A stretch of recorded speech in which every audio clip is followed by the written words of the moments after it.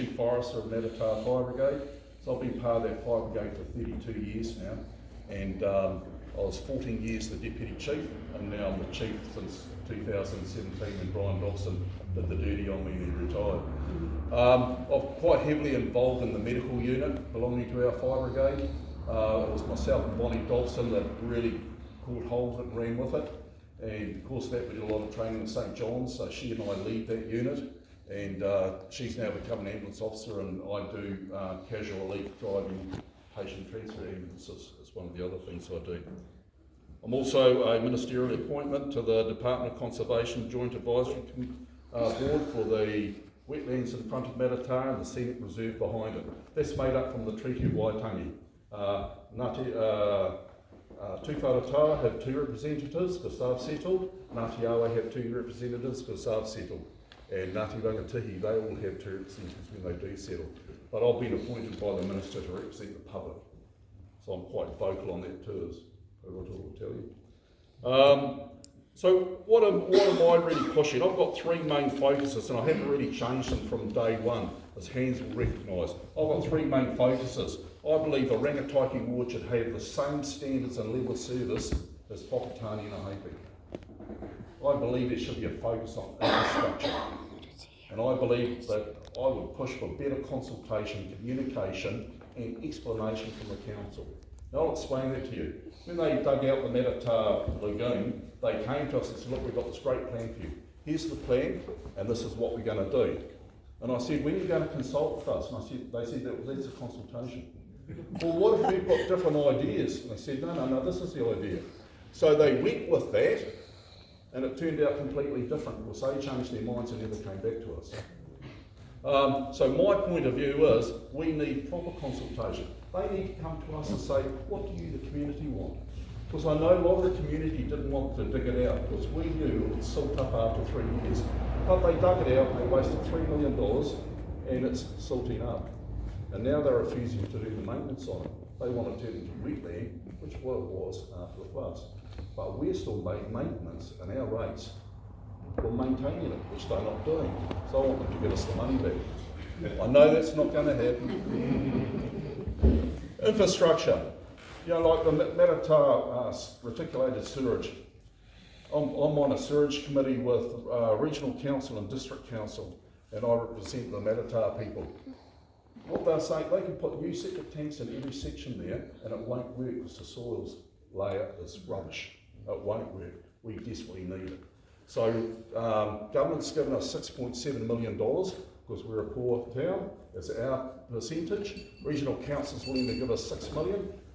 Whakatane Council, I asked them for 5. They gave us $100,000. It's like, please. Now you go into Hopi Wharf. Have you been there lately? They spent $2.5 million retail setting the car park and building a flash set of toilets. Why couldn't they put a set of toilets like we've got Mayoral or Titiko? The standards work fine, they're still flush when you push the button. Why did they need $2.5 million? They could have done a good job for $500,000 and saved the other $2 million to help put us in sewage. But there's different levels of service. I strongly believe with what Glenn said that we need to create jobs in the district, right? Totally agree with you. But if you create 7,000 jobs in Whakatane and Aheipi, what about us? You know, we get left behind. We need to make, it's got to be a balance. It's got to be a balance of bringing up the levels and standards in the regions, whether it's roading, whether it's sewage or whatever, as well as providing jobs. Or otherwise you leave us behind, and the next thing you find is if you have another petition to go to cover it up. See me? Thank you.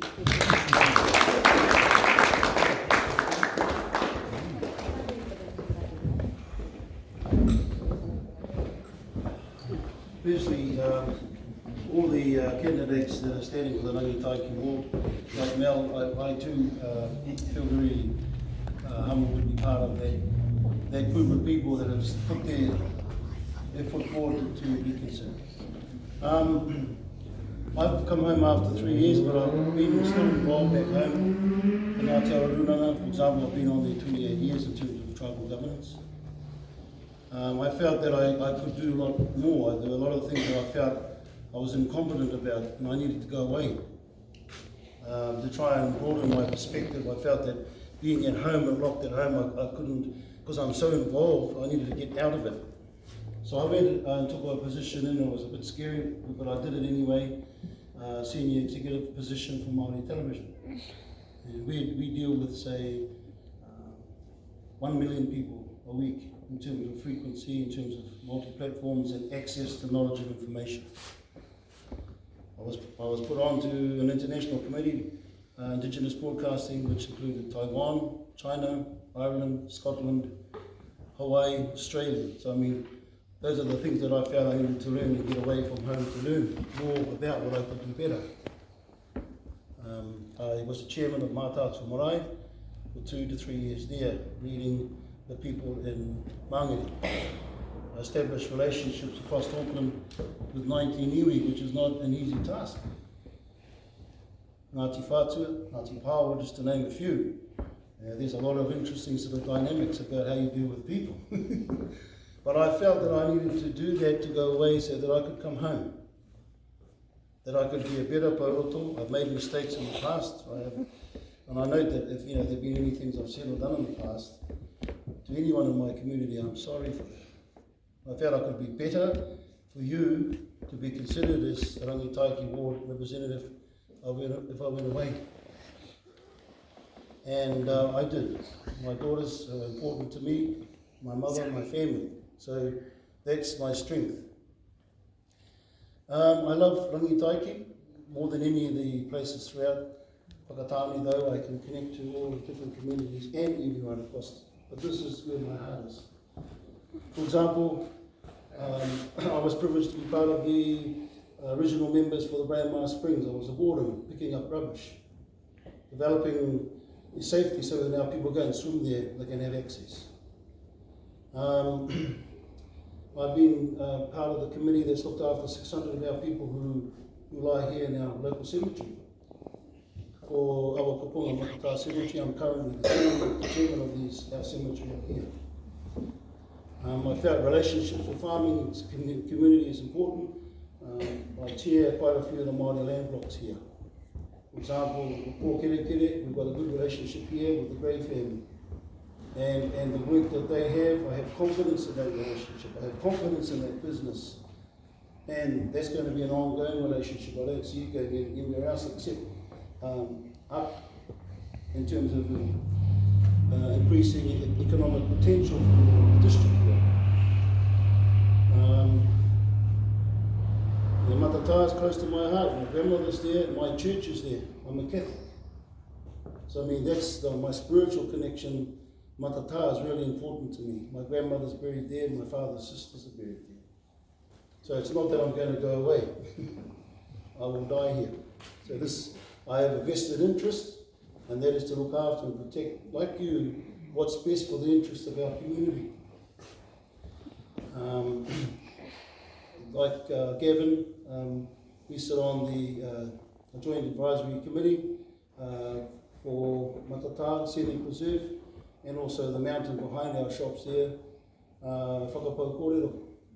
So I've had the privilege of currently being the chairman for both Ngāti Awa, Ngāti Rangitihi, and the community appointed members by the Minister of the Department of Conservation. Just sort of sharing the love that I have for this community here and how committed I am. Ross Ogington came to me many years ago and purchased the mountain opposite Utahi Marae, which is my family marae also. I stood behind that development. I gave consent as an iwi representative for that development to go ahead, and I can see the benefits of that decision for our community. There are people building over there now. It's bringing the economy to our country, to our area, and to our district. So I'm actually definitely committed to that. In Edgecombe, I supported the development of the skate park there. We did the blessing, did the opening, and the historical trail. I mean, you can look on the petrol station there, and that's actually got my name, because I'm committed to the relationship of looking after the historical sites in this area that I consider our home. So I'm hoping that you'll consider me again. I have served in council I have learned about Gilatia Murupara te whaiti mengenui and Ratahunga mai ngā puhatu. It's now time for me to come home and serve here. Me rangi taike. Te Teko is my home, Unepu is my home, but my heart is here at Awakaponga, Manawahe, and Braemar Road, and Matata. So, tik paroto. And I will be 150% in everything that I do for our community. Kia ora, Kairoto.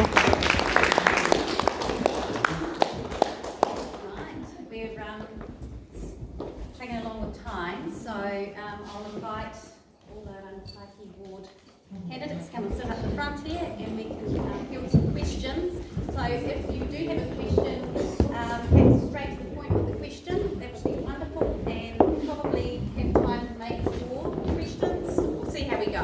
We've still got 3 speakers to go.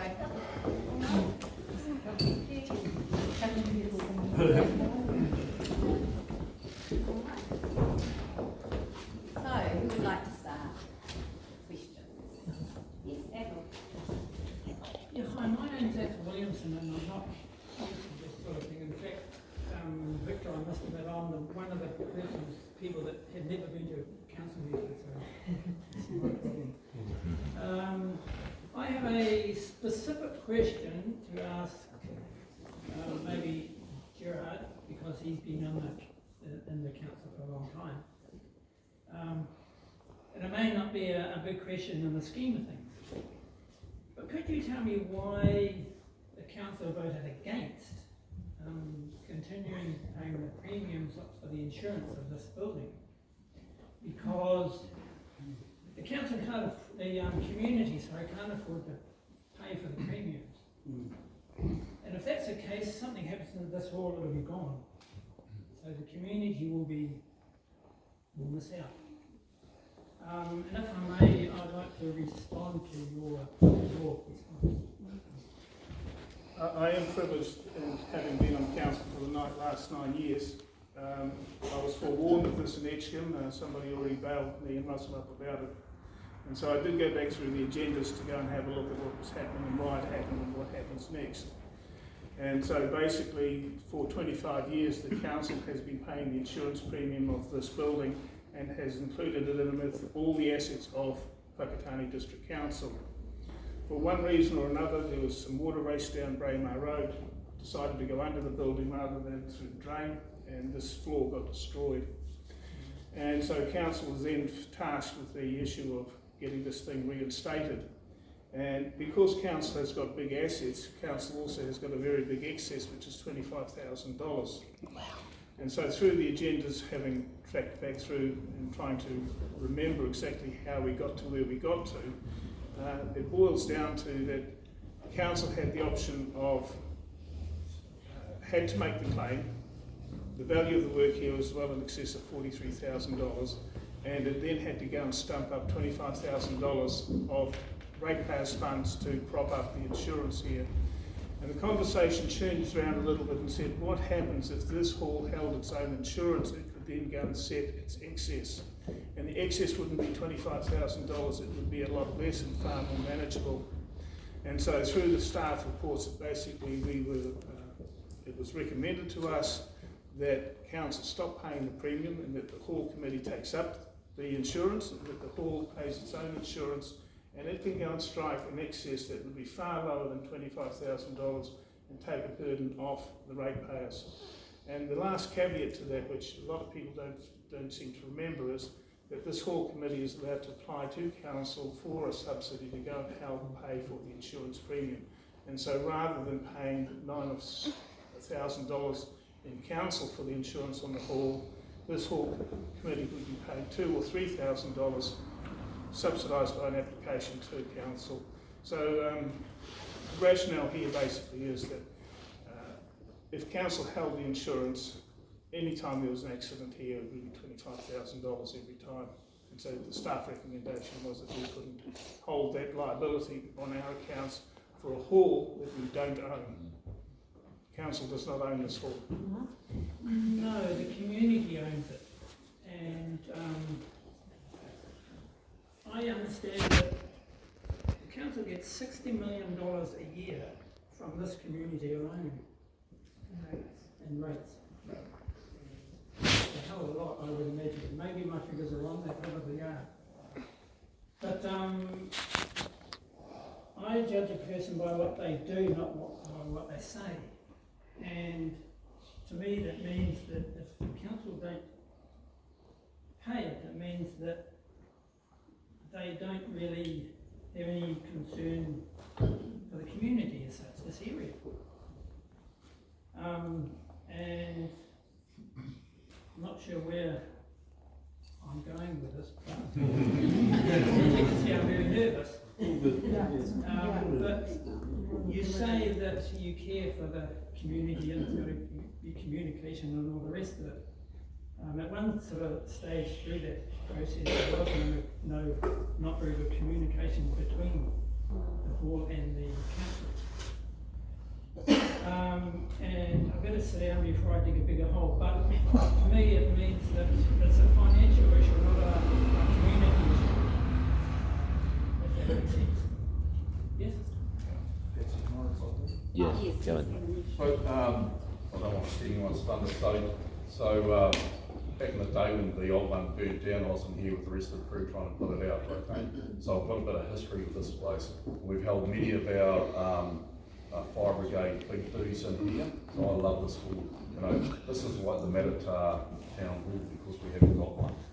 So Gerard and I were on the community board when the old floor was still really good, and the committee at that stage applied to us for $4,000 to re-polyurethane it to make it a really good, long-lasting floor, and we said no, because we didn't think it needed 2 coats. We thought we needed 3. So when you asked for 4, we gave 6. Okay, so from the community hall point of view, side of council, we've really supported this hall. But and from what I'm listening to Gerard, I didn't know any of that stuff because it's never been communicated through the community board. But I think what he's trying to say is that the council's been a bit crafty and funding you to apply for insurance, so that the insurance company pays more and the council will pay less. And I just think wise decisions like that are very good. Like when you first started talking about, well, they should pay the insurance, but actually when I listen to them, it actually sounds like they made a very clever business decision so that they will help fund you to pay for insurance. So But it's only a clever decision, Gavin, if they know what to do. Yeah. Exactly, communication. It's that communication thing again, eh? No, explanations too. All right, yeah. You've got to come out and sit down and say to the people, and like Gerard's explained to us, and he's got a brilliant brain in his head, explain why they've done things. You go, oh, I said that, that's sweet. But anyway, good for the hall. I think it's an important asset, and I'm really appreciating the fact that the council's starting to help put some stuff into it, finally, because they may not own the asset, but it's an important hall to us. Can I add something to that? Tilda, I'm Mawera. I sit on Bay Trust, and because you're a community-owned asset, you'd actually be able to come to us for some funding as well. So, yeah, keep that in mind too. Yeah, so just give me a call, because I just call Sam and make him come and sit with people and help you guys to make your application, and then I can fly the flag for you at the board table. That's my job. So keep that in mind. We're there for that. Can we have a turn? No. Sorry, Mel. Sorry, Willie. Kia ora, yeah, exactly. There's organisations out there that can help with the community and not all the burden needs to fall on the council. And then, like what I bring, I'm the funding queen, to be an and like COGS, Community Organisation, grant scheme. Now, I'm going to give an example. Our marae pays huge insurance and probably similar, and we do that. We apply to other organisations for that, and it's about the expertise. And it would be nice if council did have someone in there saying, "Go here, I'll help you to fill out your application," without taking it upon themselves. So that's the kind of thing I bring it, knowing all the money is sitting, including the PGF fund that's out there. I just have to bring up another part of the issue with ownership, and ownership's very, very important as to whether or not council will rate for. And I make it very clear what we will rate for. If we have an asset, we will depreciate the asset and we will rate for that. if we have an asset like a hall, we will go and rate for that through our parks and reserves and say the community at large will pay for the upkeep and maintenance of our asset. And I think this is a very important distinction between our assets, which we go and charge a rate through the parks and reserves, and everybody in the community is paying for the maintenance of the assets that the council owns. And this asset, unfortunately, is not owned by the council, nor is the hall at Awakaponga North. Now, I have no difficulty with the community of this hall or the Awakaponga North Committee coming to council and saying we would like a hand up. But when you go back to rating and how rates are struck, we can't strike a rate for an asset that we don't own. And so basically you are at the whim of grants. And all I can say is that the council is open to grants, and it's in the report. You can read the agenda item, and when you guys are ready, come to the table. I just wanted to respond to Ian, if I could. I think it's interesting to note that council's been supporting their payment for the rates for the last 20 years, I heard. 25. So, yeah, it's interesting that this is the first time that you've got clarity, you know, in terms of the explanation. And I note that Gavin mentioned also about the communication of that and why the change. Because I think that's where the difficulty happens, where the disconnection happens. We don't want that anymore. And I believe that it's important that we know it's a community-owned asset. That's great. It's great. But I recognise we have a community-owned cemetery above here, just where you are, but the land of that belongs to council. So you have to start to differentiating the difference between what is and what isn't.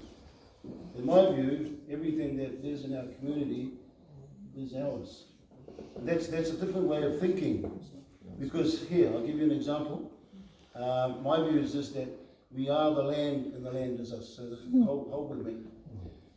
We are the land and the land is us. So that's one view. And then you have the view that I pay the services on the land, right? And then the land is commodity. So it depends on the philosophy and how you approach things. We have to have a more inclusive policy. We have one that's explained so that everything is clear. The expectation is clear, so that we don't upset anyone in terms of our community. So I think that's what's important. The land is an issue for me. The whenua. This whenua, including the cemetery above here, about 11 acres, that belongs to all of us. That's council's. Even though, you know what I'm saying? The land is, I'm not sure if you own the land or not.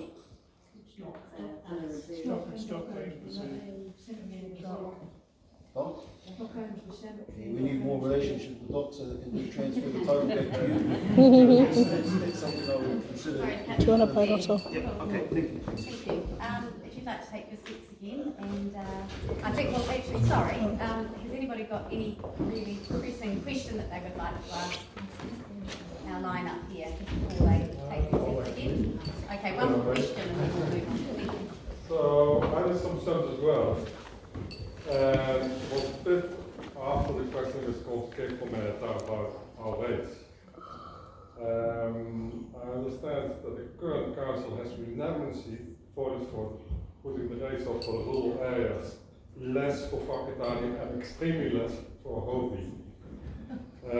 When I look at the budget for this current budget, our Hopi gets far more than we per capita. Per person. Whakatane is second, then the rural areas. How can you guys think to change this as it was? I'm sorry.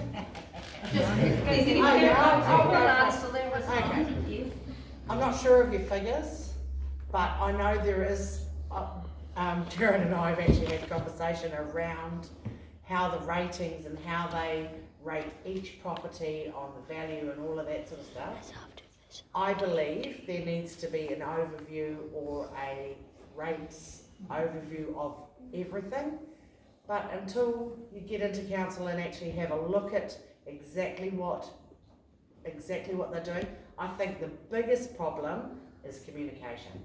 I think you didn't know that there was funding, you know, that the halls didn't know, you know, so maybe we need to put packs together for funding and how we can help communities do their own halls and look after their own stuff. Maybe with the rates, you know, like I know the last rates bill we got, it actually had bits and pieces in there about telling us where the rate money was going and what it was doing. Obviously people are still not understanding, you know, if you vote me on, because I haven't said that yet. I'm willing to come back and let you know, how that rating bill works. And I'm sure there's people in council that they are approachable and you can find out why, like Jared's got an app on his phone, he can find out exactly the website on the website, and you can find out the property and why it's rated in that. And That's not why the property is for it is where the money goes to. So we pay, but we don't get back. It is invested in the hobby, it is invested in Whakatane. And that's why I'm standing for the Awakaponga Ward, because we don't get anything. I think it's to do with the long-term plan. I think that, and that's not well understood by many. Particularly, there's been 859 submissions around about approximately in terms of the next 10 years, including where services delivery will be done. If I'm elected with the Rangitaiki Ward reps, that's one of the things I would really encourage us to actually push, that we need to make sure that the long-term plan is going to affect equity in terms of service delivery. That's where it is. It's 3.8% in terms of rates right across the district at the moment. It's projected the next 10 years about 4.1% increase in terms of rates right across the district. What I'm going to propose if I get in for the Rangitaiki Ward, we need to, us three, or whoever is going to get on, we need to ensure that there's no rate rises. That's what I believe. Or we change the LTP, get it out there, make sure that the services that we're not getting out here is equitable distribution of services right across the region, particularly for the Rangitaiki area. I think that the council that comes on next, the elected members, need to try and change the attitude of the staff. If you have a look at that Ahopi Wharf car park, this is my main thing I bang on about. $2.5 million, right? Soon after they did that, they came out to the Matata Beach car park, didn't talk to anyone. Resident Association didn't talk to us. They cut it in half, they put up a stock fence that any farm would be proud of. So you went up there, you parked the car, you couldn't see the sea because it was always blinking. So why is there a difference? Why did they do that over there, and yet they didn't even come to talk to them and do that? It's got to be an attitudinal problem within council. And I can accept that the mayor and the deputy mayor, they were living in a Hopi for the last so many years. I can understand that probably most of the councils have been in a Hopi, and that's why they get that. But we pay more rates here than they do in Whakatane and Hopi Ward. We prove that. We're a bit confused about the actual figures, but we know we pay more here from there, and that came from the due diligence last time the petition signed again. So what we did is we went back, we hassled the person that did the job, we worked out why they cut it in half, because half belonged to Doc. We said, well, why did you talk to Doc? Why didn't you come to my friend and we'll go to Doc? Oh, because we didn't do it. So I organised for Doc to give permission, I organised them to talk to each other. Now we've got a car park 3 times the size, and it looks brilliant, and the front fence has been dropped to a seat. But why didn't they talk to us first? They would have saved the cost, all that cost of fencing. So I wonder if it's an attitude thing among council. Thank you. Thank you. Okay, thank you very much. All I can say is, I don't know enough about it to give it's going to be a political answer. I don't know enough about it to give an informed decision, but I do know, I know plenty of people in our ward alone, without some of the other wards, that their rates are they're paying rates for 6 figures. And really, they probably are asking the same question, what are we getting back for what they're paying? I know one guy who the rate increase alone, he said he could have bought a new BMW with just the rate increase part of his rates. Okay, got quite a lot of property, but reality is reality. He asked the same question, what are we getting? That's what part of the reason why I want to get on council. Have a look at this, see where we can cut costs. Just quickly, I've got a bridge that we didn't want. But all I'm saying is that it doesn't matter, the decision has been made and there's Jack that you can do anything about it. And then I keep talking voice, we have 3 seats in the Rangitaiki, 3 and 5 in town. And then we also, if we band with the other, the Murupara and Taniata, all the rural, and it's about the voice, and then just to push back. If it's not going to benefit our communities, we're just going to fight back for what we want, or what should be bringing out and fighting for that equity. I think the collective view from all of us is that we need to build our communities to make them stronger. You get strong communities, get a flippin' supermarket back in Edgecombe, that benefits the rural people. The rural people don't have to go to Fontani to do all that. We all agree with that. Build strong communities, grow them, provide the extra housing, and there we go. Thank you. Gerard, I did want to hear what they had to say, because sitting on council we have a totally different view of this, and it's all around the Ratings Act, and the Rating Act gives us 4 or 5 tools. The first tool that it's got is capital value, and so if you find a property out here that's worth $1.5 million and you find a property in Hopi that's worth $1.5 million, you'll find that they're paying the same UAGC and they're paying the same capital value general rate. If you go into the town out here and say, what are you paying for the community board? I think we're paying $15 here, they're paying $22, and I hope it makes next to no difference. If we start talking about roading, again, roading has got a UAGC. We pay exactly the same UAGC here in town as in the rural area as they do in town, and we pay the same capital value. So for the big ticket items, general rates and roading rates, 2 properties sitting in Whakatane or in the rural community will pay exactly the same. The differences come when we start tacking on other things. If you're out here and you decide that you want to go and have a rubbish collection, you'll go and see that about $280 gets added to your rate account, because it costs a lot more to go and send the garbage truck around here than it does in town. Funnily enough though, in town they're paying slightly more because they want 3 more collections over summer. We talk about water. Very few people out here are charged for water, but everyone's charged for water in town. And so people in town will go and say our rates bill in town is a lot more because we're paying for water. The Braemar people were very, very fortunate for a long, long time that they've been paying very low rates for water, and they still do. However, the Edgecombe community got access to Paul's Road.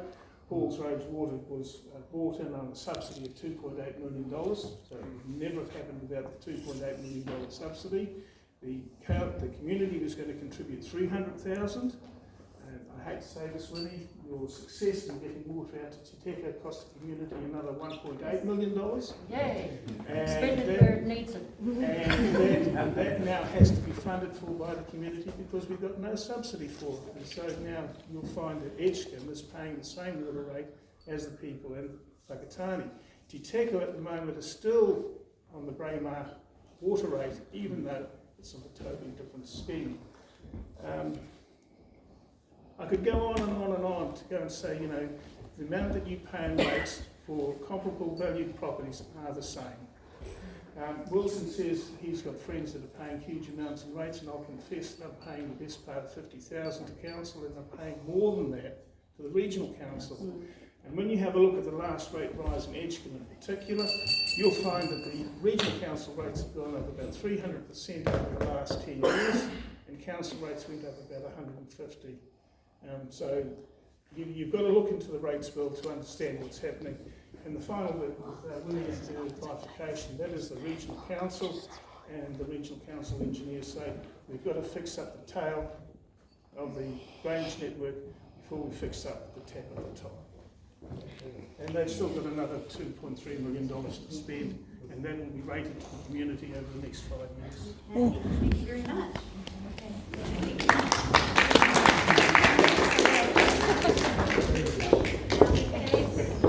Just been informed that Margaret Tikoki has arrived down here, and she'd like to have a quick word as well. She's actually standing on the Taniatua board.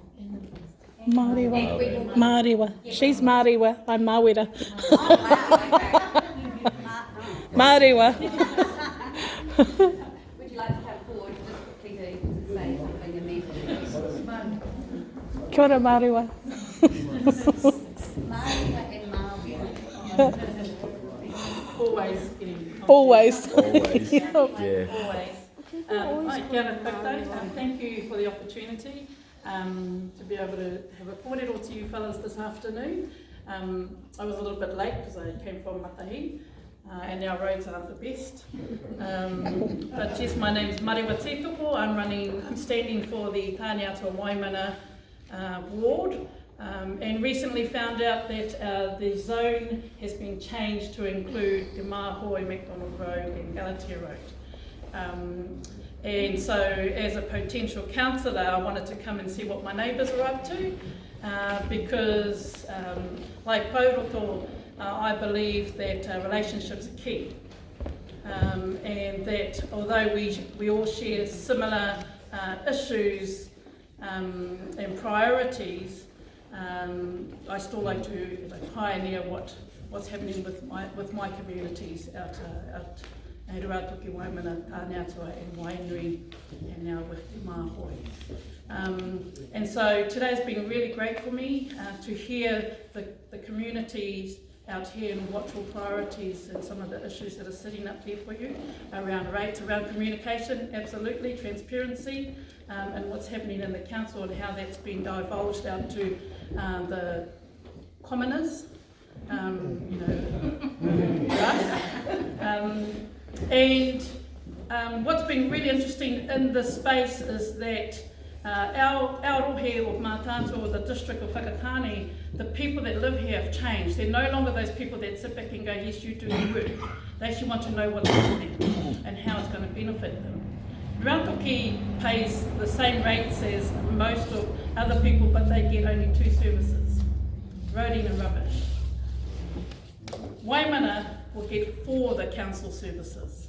Wainui has 2 of the council services that they offer. And so for me, it's about looking back at our rural communities and then joining forces together. And that's what I've come to do. You know, someone says, what are you doing over at Awakaponga? I says, I'm sussing out who I'm going to be working with in council. That's what I'm doing. Because I want to know if I can work with them and what I need to have to be able to work with them.